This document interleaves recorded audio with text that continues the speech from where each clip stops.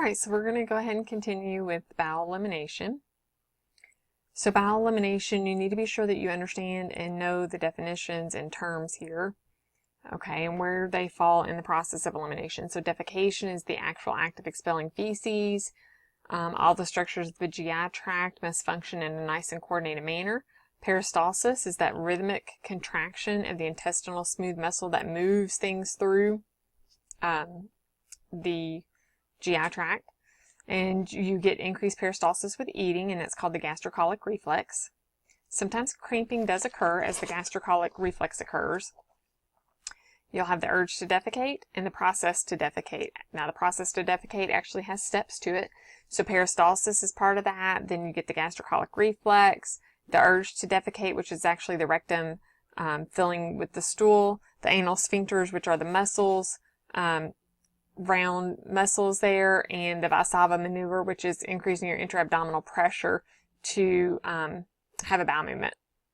Alright, so here's a picture showing the GI system. You'll probably need to refer back to this a few times as we move on through this chapter. Assessment of elimination patterns. Elimination patterns determine the client's usual patterns. You need to ask the client, how many times do you normally have a bowel movement? Some people have a bowel movement 6 times a day. Some people have a bowel movement once every 3 days. What type of a bowel movement do you have? Are they hard form stools? Do you have to have any elimination aids? Do you do stool softeners, laxatives, or anything like that at home? Those are the things you need to know. So all that falls under health education. So identifying their own bowel patterns. Do they do daily exercise? Daily exercise will increase peristalsis and help with the bowel movement. Are they having a high fiber diet? So what kind of foods are high in fiber? Page 706 in your book has a list of some foods that are going to be nice and high in fiber, including things like pears and apples with the skin on them, raw carrots, legumes, beans, things like that. And then 8 to 10 glasses of water a day. All right, characteristics for the stool. So abnormal stool characteristics would be if the color of the stool is black, yellow, or green. Now sometimes these things you have to take into account. Sometimes it could be some food. Maybe they've had green jello, green pudding, things like that, and that's turned the stool green. Now other times there is some other type of intestinal issue, but you need to take into account everything, okay? Black stool is usually going to be blood, and if it's black, it's usually going to be blood from the upper GI tract. So those are things like esophagus, the stomach, the first part of the small intestines, things like that. Bright red, maroon bleeding is going to be bleeding from or bright red or maroon colored stool would be blood from the lower GI tract. So those would be things like the large bowel, rectum, anus, things like that. All right, a foul odor. I mean, of course, it's not going to smell good, but this has a very distinct foul odor to it, which is abnormal. The consistency would be very watery or hard and dry, so we have diarrhea and constipation. The shape, if it's pencil or stone shaped, may have some issues. These are abnormal characteristics. And if there are unusual components in the stool, so worms, blood, mucus, these are unusual problems. Now, worms is usually things like pinworms. And mucus is sometimes associated with illnesses such as Crohn's disease, ulcerative colitis, and things like that. Now, alterations in bowel elimination. So I'm going to discuss each of these a little bit further, but let's just briefly start here. Constipation. We have 4 types of constipation. So you've got primary, secondary, iatrogenic, and pseudoconstipation. Be sure that you understand these 4 types of constipation, that you understand the differences, what they mean. We're going to break it down a little bit further here. Fecal impaction. These are, again, alterations in bowel elimination. Fecal impaction, flatulence, diarrhea, and fecal incontinence. All right, so constipation is dry, hard stools that are difficult to pass. All right, can clients still have a bowel movement if they're constipated? Yes. So just because they had a bowel movement today and they're telling you they're constipated, they may still be constipated. Symptoms are going to be complaining of abdominal fullness and distension, pain with defecation, decreased frequency of their bowel movements. So maybe they typically have one every day, and now they have gone 2 or 3 days without having a bowel movement. Change in their stool pattern, they're more loose or more hard, can also mean constipation. I love this little picture, this little girl. This is what I think of when I think about constipation. Okay, primary constipation, the nurse can treat primary constipation. The causes are things like inactivity. So of course what the nurse can do is to encourage ambulation or exercise. Inadequate dietary fiber. So of course we can change the diet, do some dietary teaching and recommendations. Insufficient fluid intake. So we can increase their fluid intake, whether it's PO or IV. And ignoring the urge to defecate. Now this often occurs with children, especially when they start potty training. They ignore that urge. Then we've got some buildup of the stool in there. The water seeps out, makes it harder, more firm. Then when they do finally have the bowel movement, it's a little more painful and uncomfortable. And then it starts this vicious cycle where they don't want to poop again. All right, secondary constipation. This is a pathological disorder, okay? This can be related to things like partial bowel obstruction, and it resolves when the primary problem is treated. All right, so after secondary constipation, we've got iatrogenic constipation. So iatrogenic constipation is going to be a consequence of another medical treatment. So this is like narcotics. When people take narcotics, a lot of pain medication, it really slows down peristalsis, and stool stays in the colon longer, more water is absorbed, and you get the harder, drier stools, therefore difficulty passing stools. So oftentimes when patients are put on pain medication, narcotics, a stool softener is kind of just ordered and taken with it. All right, we've got pseudoconstipation. So pseudoconstipation occurs when, when people are obsessed with having daily bowel movements. They often take laxatives and enemas daily. It can cause more constipation problems because chronic purging weakens the bowel tone, so the tone is not strong enough to move things through the system. And they always need a stimulant to have a bowel movement. This happens very, very frequently with elderly patients, especially. They feel like they have to have this stool softener, or they have to have this laxative, or they're never going to have a bowel movement. All right. The next issue with the bowels that we were talking about would be fecal impaction. So this is when you have a large hardened mass that interferes with defecation. It's caused from unrelieved constipation, dehydration, weakness of abdominal muscles, or retained barium from an x-ray. Signs and symptoms are going to be the desire to defecate, but they can't, rectal pain, and liquid stool. So these people will often have bowel movements. It's very uncomfortable, very painful for them. And what happens is they will get a fecal impaction somewhere in the lower GI tract, and the stool will leak around the impaction. So they will have loose stools. They will still have stool, but it will be, just because they're having a bowel movement doesn't necessarily mean they're not constipated or that they don't have problems, because they can very well still have this fecal impaction. This happened to my kids once, more than once, when they were much, much younger, even before potty training age, and just cried uncontrollably, but we're still having bowel movements, so I couldn't figure out what was going on. And turned out that this was, we went and had an x-ray done, and this was going on. They had a fecal impaction there. All right, so here's some pictures for you. This is your normal anatomy, and here's your fecal impaction. Okay, so we get the stool that's stopped up here, and what happens is you'll get some liquid stool to still come down, and before it gets stopped up in here, the further up this impaction goes, the more liquidy it is up in here, and it'll just seep around this stool so they can still have a bowel movement. All right, then we've got flatulence or flatus. This is caused from swallowing air, slow peristalsis, or gas that forms as a byproduct of bacterial fermentation in the bowel. It's usually relieved rectally by passing gas. Walking and rocking will really help. So flatulence can cause a lot of pain and discomfort for patients. I've had patients complaining of severe shoulder pain. They think they're having a heart attack. And frequently what it is that they've got a lot of gas and air built up in there. So we'll suggest to them rocking and walking to try to get rid of some of that gas, and lo and behold, they start feeling better. Now, what can happen if it's not relieved, you may need to insert a tube into the rectum that actually releases the gas. So here's my cute little picture. Fish don't get away with silent gas. All right. Diarrhea. Diarrhea is the urgent passage of watery stools, usually with abdominal cramping, begins suddenly and lasts for a short period of time, and usually with nausea, vomiting, and blood or mucus in the stool. Now, causes can be from irritating substances, tainted food, spoiled food, or could be some intestinal pathogens. Can also be from emotional stress can cause diarrhea. Laxative abuse can cause diarrhea, and dietary problems. So sometimes people with like gluten intolerance or lactose intolerant, they will have a lot of diarrhea when they eat those products. Treatment can be is oftentimes rest for the bowel.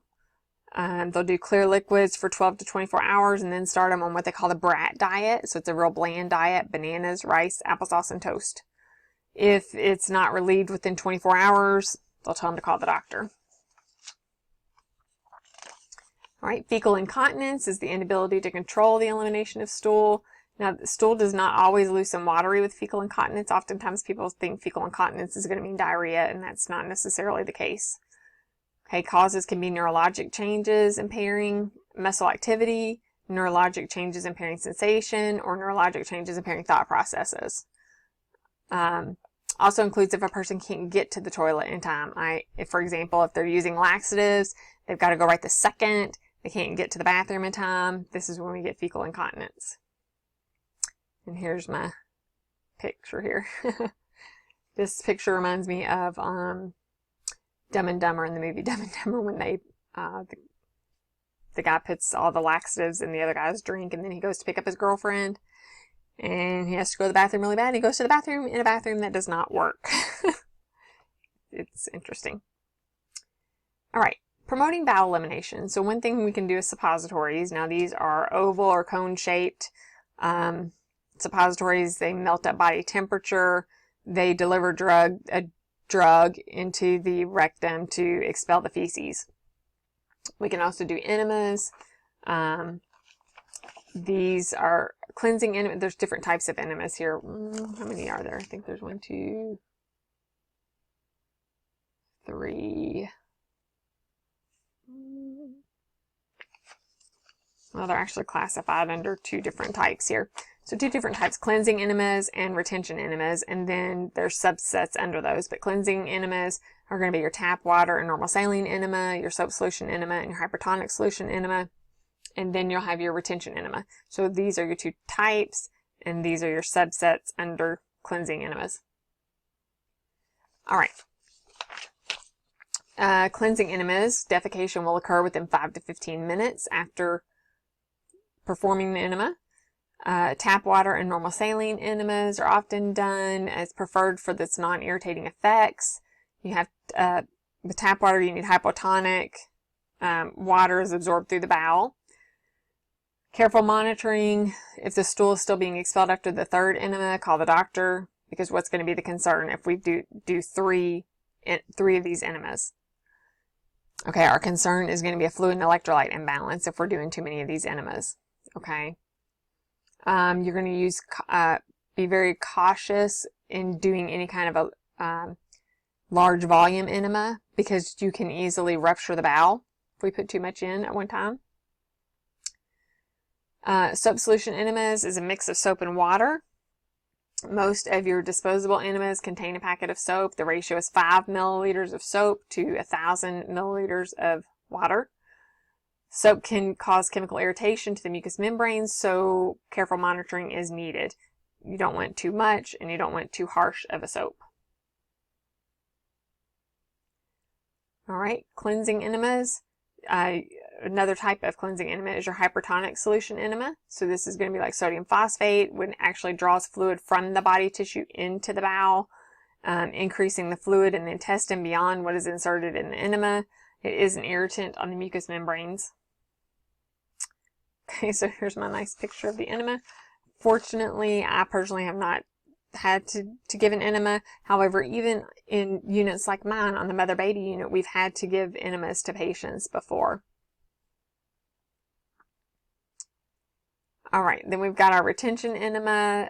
The solution is held in the large intestines for 30 minutes. So you notice the difference there. The cleansing enema, we're going to defecate within 5 to 15 minutes after we do this enema. And a retention enema, retention, retain, hold on to. So the solution is held in the large intestines for 30 minutes. The oil retention enema is one example. The oil lubricates and softens the stool. The nurse instills 100 to 200 milliliters of warmed oil solution slowly. Now, why is it important to do this slowly? Okay, one of the main reasons is because we want to be able to retain this solution for the 30 minutes. If we instill this too quickly, this warm water will cause the urge for defecation. So I don't know if any of you have any, and then obviously premature defecation will defeat the purpose of this enema.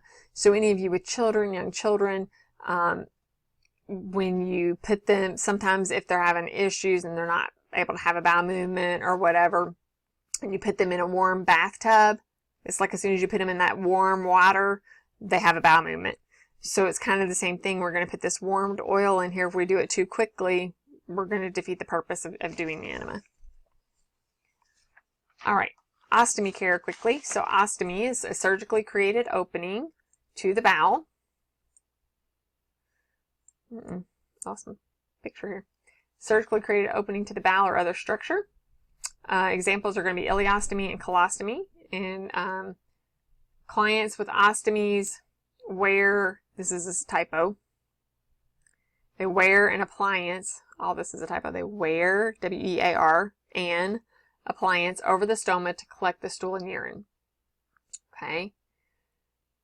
In providing ostomy care, we're trying to prevent skin breakdown, which is the major issue we're looking at here.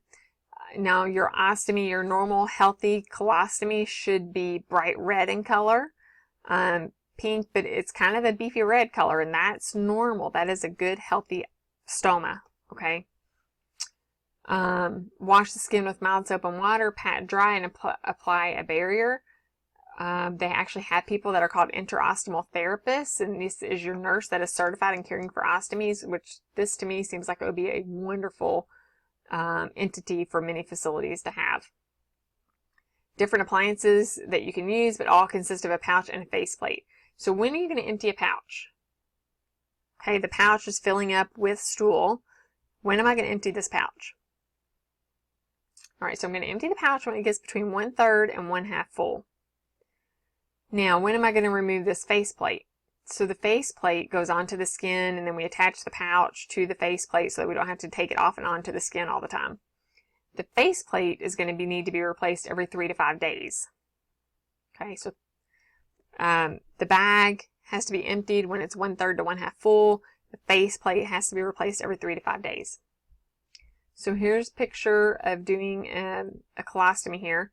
And now here's our colostomy. This is where we would want this bright red color. That would be normal. Okay.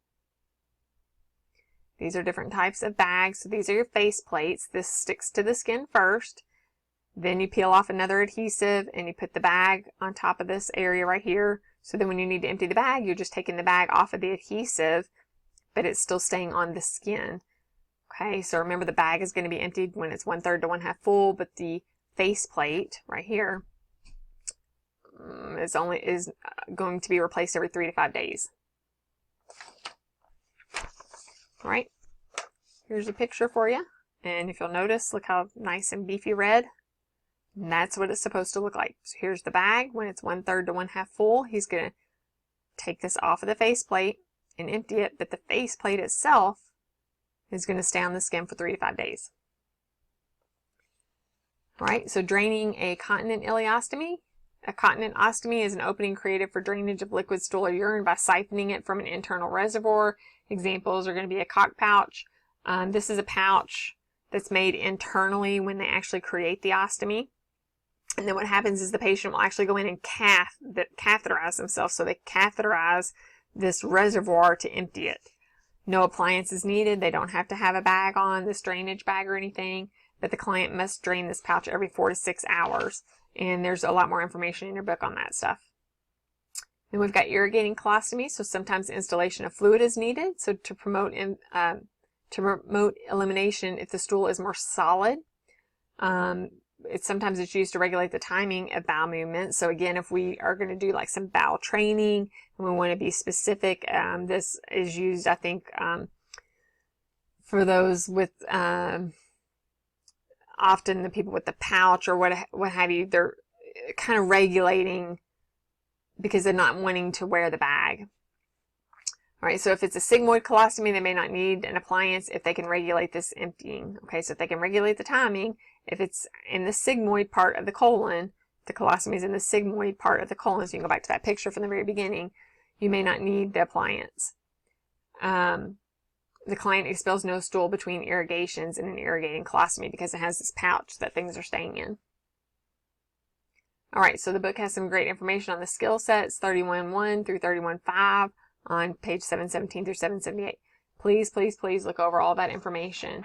Be sure that you send me an email or talk to me, contact me. Let me know if you guys have any questions about any of this information because it will be covered on the next exam.